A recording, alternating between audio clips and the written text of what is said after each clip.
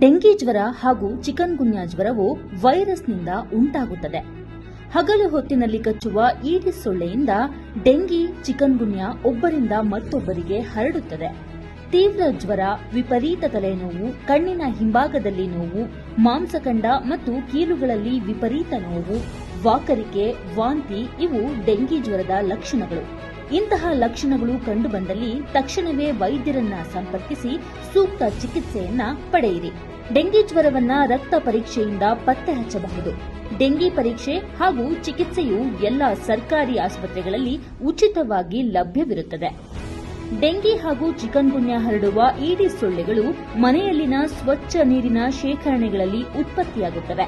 ಆದ್ದರಿಂದ ನಿಮ್ಮ ಮನೆಯಲ್ಲಿನ ತೊಟ್ಟಿ, ಬ್ಯಾರಲ್, ಡ್ರಮ್ಗಳಲ್ಲಿನ ನೀರನ್ನ ವಾರಕ್ಕೊಮ್ಮೆ ಖಾಲಿ ಮಾಡಿ ಸ್ವಚ್ಛಗೊಳಿಸಿ ಪುನಃ ನೀರು ತುಂಬಿಸಬೇಕು ಮತ್ತು ಎಲ್ಲ ನೀರಿನ ಶೇಖರಣೆಗಳನ್ನ ಮರೆಯದೆ ಮುಚ್ಚಿಡಿ.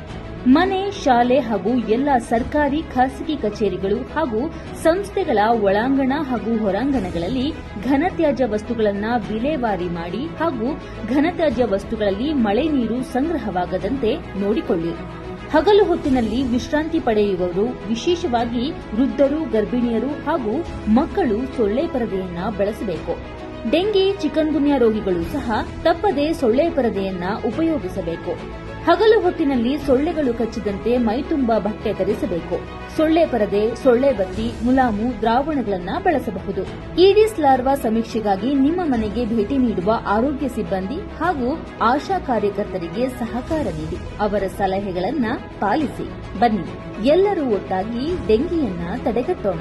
ಸಮುದಾಯದೊಂದಿಗೆ ಸೇರಿ ಡೆಂಗಿ ಜ್ವರವನ್ನ ನಿಯಂತ್ರಿಸೋಣ.